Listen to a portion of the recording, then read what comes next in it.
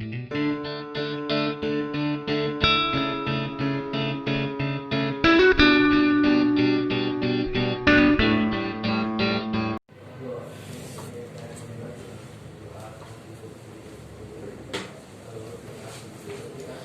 Students, Saraswati group of education તરફથી ઇંગ્લિશના video લેક્ચરમાં આજે આપણે શીખવાના છીએ ફોર્મિંગ એન્ડ આઈડેન્ટિફાઈંગ ક્વેશ્ચન્સ, એટલે કે પ્રશ્ન કઈ રીતે બંધારણ કરવું અને પ્રશ્નને કઈ રીતે ઓળખવો. બરોબર છે.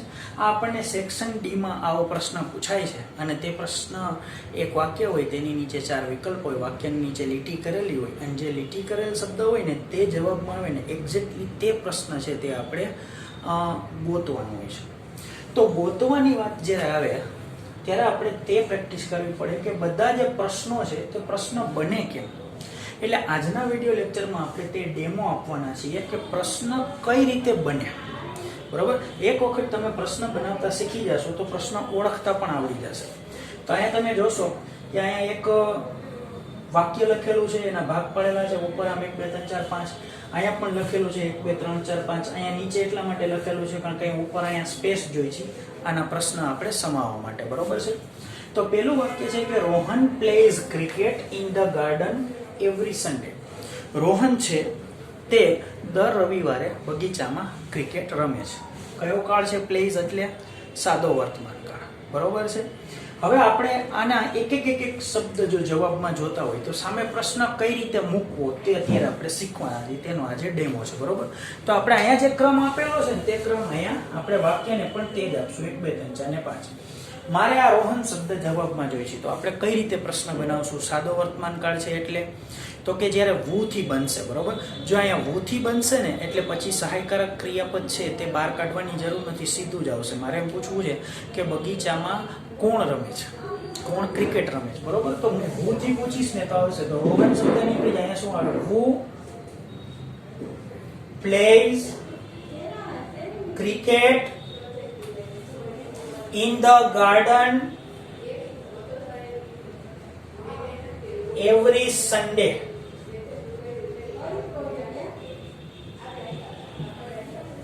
બરોબર છે. હવે સમજો મારે પ્લેસ શબ્દ છે તે જવાબમાં જોઈએ છે તો આપણે શું કરવું જોઈએ? રોહન દર રવિવારે બગીચામાં શું રમે છે? તો આપણે શું રમે છે શું થી શબ્દ પૂછશું ત્યારે છે શું કરે છે એમ પૂછવું પડશે તો પ્લે આવશે. બરોબર છે. શું કરે છે તો આપણને પ્લે શબ્દ જવાબમાં આવશે. બગીચામાં શું કરે છે? હિંચકા ખાય છે, લપસિયા ખાય છે. તો આપણે એમ કરવું પડશે પ્લે શબ્દ નીકળી જ જશે. અહીંયા આવશે રોહન શું કરવું એટલે ડુ. કોઈ પણ પ્રવૃત્તિ કરવી તે શબ્દ મૂકવો પડશે. તો આનું કન્સ્ટ્રક્શન આ રીતે થશે. વોટ, ત્યારબાદ સહાયકારક બહાર કાઢવું પડે કારણ કે ડઝ, જેમ કેમ પ્લે હોત તો પ્લે માંથી આપણે ડઝ કાઢે તો ડઝ પ્લે થાત. એમ ડુ છે તો શું થાય? Does do. તો આયા what does Rohan do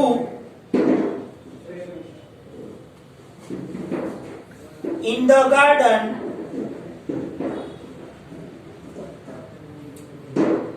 every Sunday. બરોબર. તો અહીંયા આપણે એમ પૂછ્યું કે રોહન દર રવિવારે બગીચામાં શું કરે છે? What does he do. હવે મારે એમ પૂછવું છે શું રમે છે?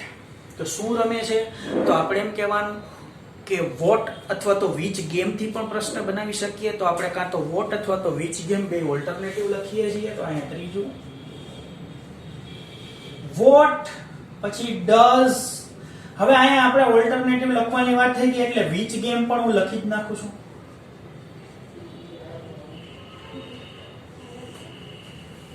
આ WH સિરીઝ છે એટલા માટે નીચે લીટી કરી છે કે WH સિરીઝ નો કયો શબ્દ છે તે આપણને પ્રશ્ન બનાવવામાં મદદગાર થાય છે. બરોબર છે.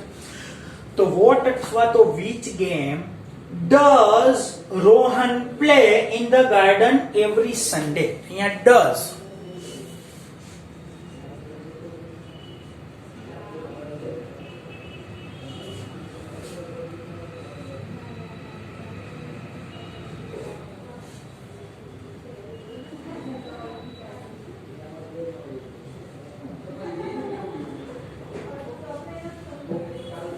બરોબર. હવે મારે ઇન ધ ગાર્ડન શબ્દ છે તે જવાબમાં જોઈએ છે. તો તમે વિચારો કે આપણે શું પૂછીએ તો ઇન ધ ગાર્ડન આવે વેર, ક્યાં. તો મારે પૂછવું પડશે રોહન દર રવિવારે ક્યાં ક્રિકેટ રમે છે, બરોબર છે. તો આપણે એ રીતે ફોર્મ કરીએ છીએ અહીંયા, વેર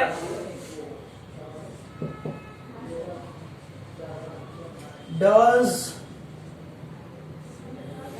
Rohan play cricket every Sunday.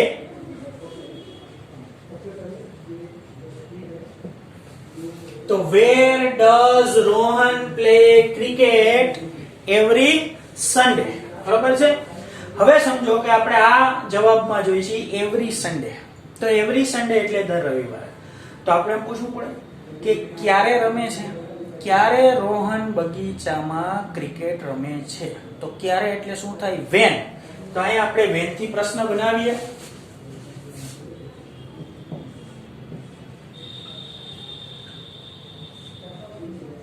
When does Rohan play cricket in the garden? અને ક્વેશ્ચન માર્ક. તો આ એક વાક્ય આપણે પાંચે પાંચ છે તે પ્રશ્ન પ્રકાર જોઈએ કે કયા પ્રકારે આ પાંચે પ્રશ્ન આપણને જવાબમાં મળે, તો આપણે કેવી રીતે પ્રશ્ન પૂર્ણ કરવો પડે. એક વખત પ્રશ્નનું ફોર્મેશન આવડી જાય તો પછી આઈડેન્ટિફિકેશન કઈ બહુ મોટી વાત નથી, કારણ કે જે રીતે ફોર્મ કરતા આવડે છે તે પ્રમાણે તેમાં ઓળખવાનું છે, બરોબર. મેઇન પ્રોસેસ થઈ જાય તો ઓળખવાની પ્રોસેસ તો થઈ જ જવાની છે. હવે જો આપણે આ my uncle boat a car from a showroom last month. મારા કાકાએ શોરૂમ માંથી ગયા મહિને કાર ખરીદી. આને આપણે એનાલાઇઝ કરીએ છીએ. તો જો આમાં ચાર શબ્દ આપણે છે તેની નીચે લીટી કરેલી છે, ચારના પ્રશ્ન બનાવીએ. કારણ કે આ બોટની જગ્યાએ આ તો એવું હતું કે બગીચામાં એક કરતા વધારે પ્રવૃત્તિ થાય, કે રોહને ત્યાં શું કર્યું, ત્યાં છે તે માની લ્યો કે ફરવા ગયો અથવા તો ત્યાં હિંચકા ખાધા. પણ અહીંયા શોરૂમમાં શું ખરીદી થાય, કાંઈ વેચાણ થાય. તો અહીંયા બોટ મારા કાકાએ શોરૂમમાં ગયા મહિને જઈને શું પ્રવૃત્તિ કરી. હવે એ પ્રશ્ન અસ્થાને છે, એ પ્રશ્ન અયોગ્ય છે, બરોબર છે. એટલે આપણે અહીંયા ચાર બને. તો આપણે આ બનાવતા શીખીશું ને આપણને ખ્યાલ આવી જશે કે કઈ રીતે સિલેક્ટ કરવું. જો પેલા આપણે વુ થી બનાવી કે કોણે કાર ખરીદી, તો પેલા વુ થી બનશે. પેલા who bought a car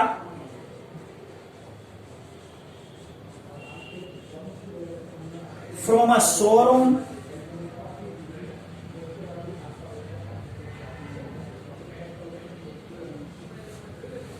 last month.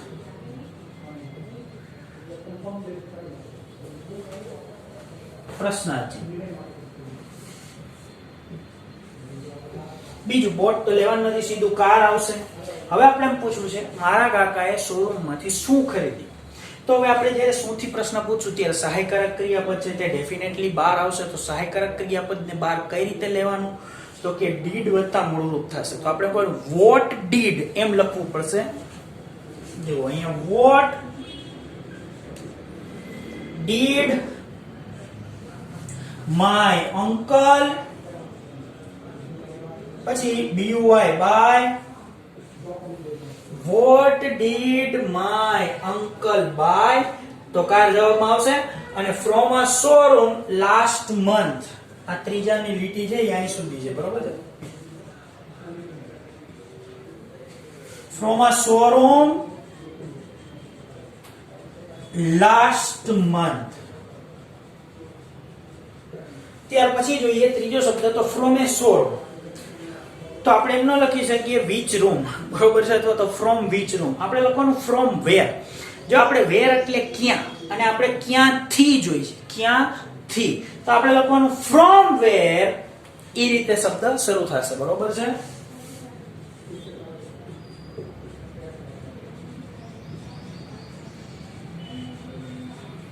Did my uncle buy, from where did my uncle buy a car અને last month.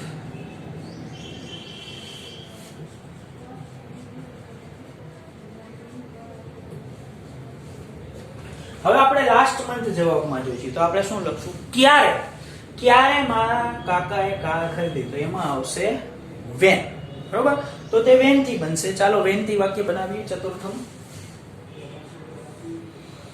when did my uncle buy a car from a showroom?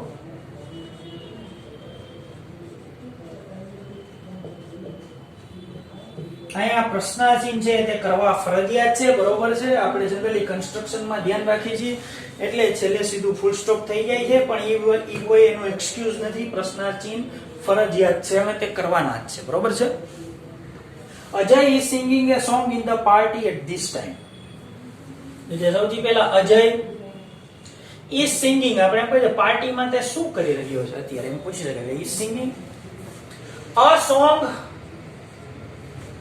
in the party અને at this time. તો આ પાંચે પાંચ પ્રશ્ન આપણે બનાવીએ. પહેલા તો આપણે આજે જવાબમાં જોતો હોય તો શેનાથી બને? who થી બને. તો આપણે એમ લખવાનું who is singing a song in the party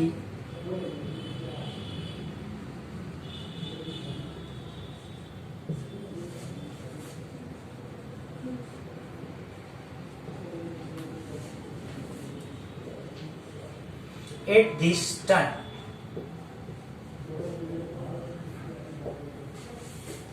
બરોબર છે.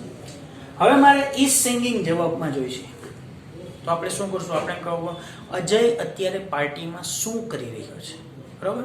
તો what is Ajay doing? do થી પ્રશ્ન પૂછી શકાય, બરોબર. તો આ રીતે આવશે what is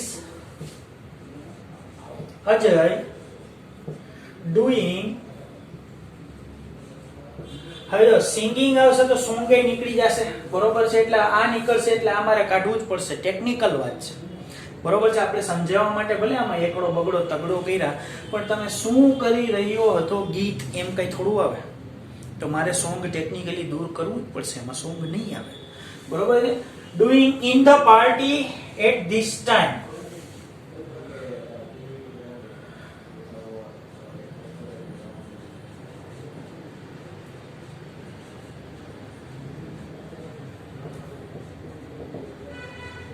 કારણ થાય અજય અત્યારે પાર્ટીમાં શું કરી રહ્યો છે.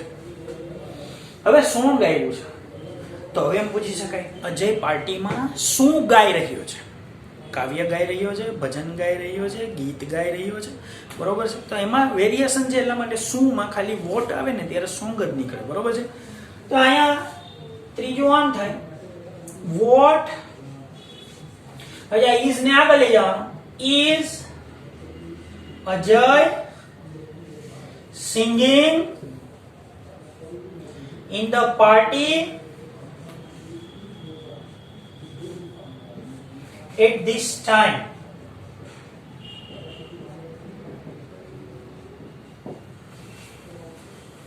ત્યાર પછીનું વાક્ય છે in the party. In the party જવાબમાં જોતું હોય તો આપણે શું કરવાનું છે? એ ટૂંકમાં ત્યાર પછીનું વાક્ય એ શબ્દને ધ્યાનમાં રાખીને બને. ઇન ધ પાર્ટી વાક્ય નથી, એ શબ્દને ધ્યાનમાં રાખીને બને છે.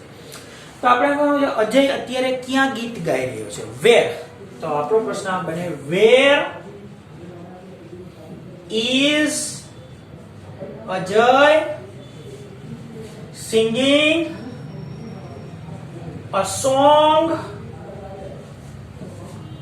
વેર એટલે ક્યાં? તો ક્યાંના જવાબમાં તો ઇન ધ પાર્ટી આવી ગયું. એટલે હવે શું? At this time. તો એટ ધીસ ટાઈમ લખી પ્રશ્નાર્થી.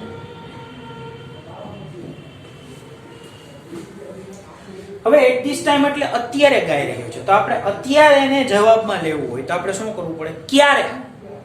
અજય ક્યારે ગાઈ રહ્યો? ભાઈ અત્યારે જ ગાય છે, જા સાંભળવું હોય, બરોબર છે. તો અહીંયા આપણે એટ ધીસ ટાઈમ છે તે કાઢી નાખીએ. તો અહીંયા when is Ajay singing a song in the party.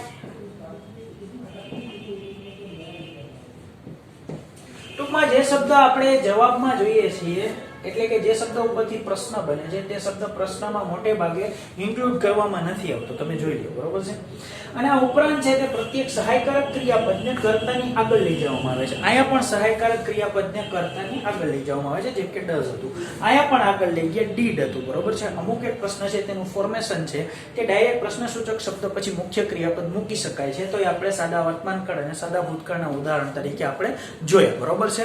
હજી એક વાક્ય અહીંયા છે કે he will go to school with his brother to meet his class teacher. તે નિશાળે જશે તો he. હવે will go તો એને કઈ આપણે જરૂર નથી પ્રશ્ન બનાવવાની, કારણ કે એમાં શું કરશે, નિશાળે જશે, જરૂરી નથી. અહીંયા ટુ સ્કૂલ તો આપણે પૂછવું પડશે ક્યાં જશે, વેર, બરોબર છે. તો ખાલી સ્કૂલે ચાલે, વેર ટુ લખવાની જરૂર નથી.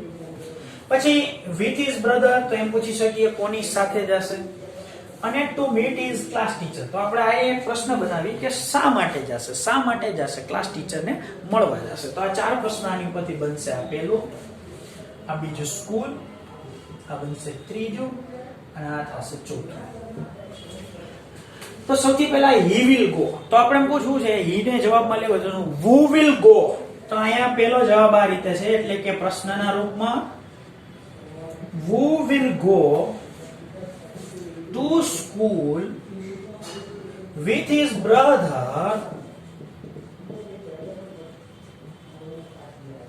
to meet his class teacher.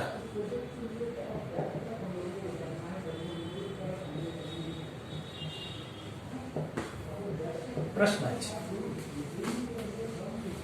બરોબર. હવે નિશાળે જશે તો આપણે પૂછવું છે ક્યાં જશે, તો આપણે આ રીતે લખી શકાય where will he go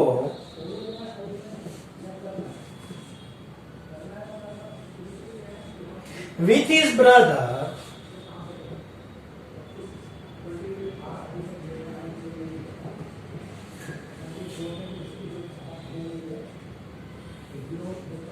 to meet his class teacher.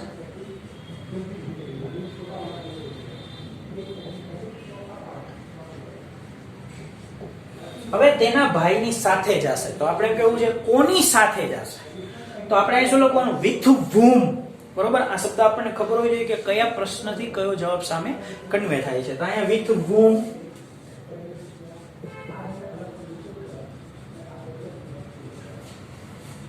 will he go,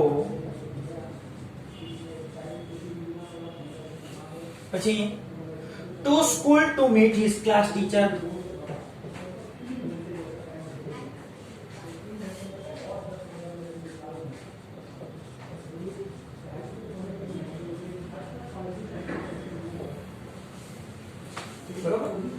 અને to meet his class teacher, એના ક્લાસ ટીચરને મળવા જશે. તો આપણે પૂછ્યું નિશાળે શા માટે જશે, તો શા માટેનો જવાબ આવશે, બરોબર છે. તો શા માટે એટલે શું આવે, why.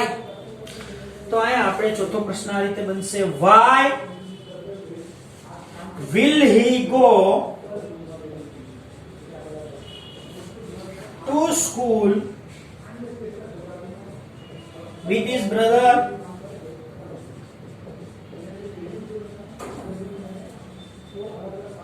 તે નિશાળે શા માટે જશે, બરોબર છે. તો આ રીતના આપણા પ્રશ્ન થયા. આ ડેમો થયો કે પ્રશ્ન કેમ બનાવવા. જો પ્રશ્ન બનાવતા આવડશે તો ઓળખતા આવડશે, આ ચોખ્ખી વાત છે.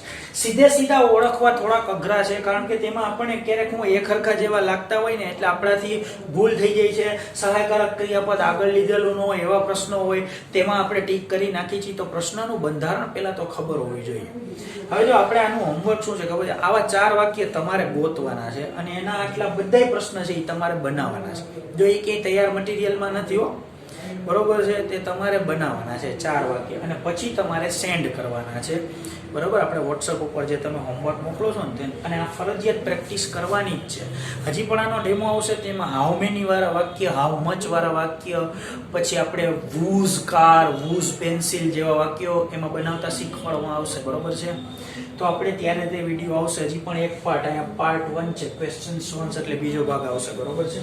રાબેતા મુજબનું હોમવર્ક છે. આપણે એકવાર CW માં ઉતારી છીએ, એકવાર વર્કબુકમાં ઉતારી છીએ અને પ્લસમાં આજે વાત કરી કે આવા 4 વાક્ય તમારે ગોતી અને ફોર્મ કરવાના છે, આવી રીતના ક્વેશ્ચન્સ.